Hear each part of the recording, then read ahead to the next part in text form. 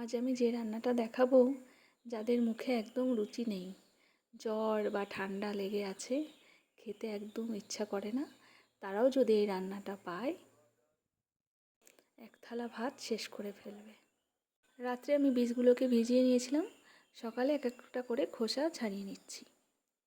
এরপরে কিছু মশলা কেটে নিয়েছিলাম, আর একটু আলু তোমরা চাইলে দিতেও পারো, নাও পারো। একটা পেস্ট বানিয়েছিলাম, অল্প পেঁয়াজ, আদা, রসুন আর কাঁচা লঙ্কার। একটু আলু দিয়েছি, তোমরা চাইলে দিতেও পারো, নাও পারো।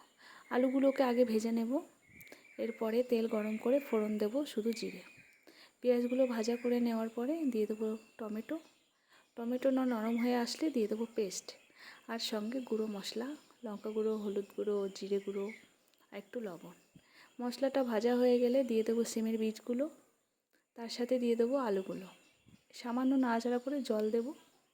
জলটা ফুটে উঠে গেলেই সিমের বীজগুলো সিদ্ধ হয়ে আসলে দিয়ে দেবো একটু গরম মশলা। ব্যাস, গরম মশলা দিয়ে নামিয়ে নিলেই খাবারটা রেডি।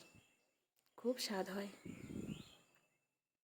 এটা সবাই খেতে পারবে ঝালটা কম বেশি করে দিলে।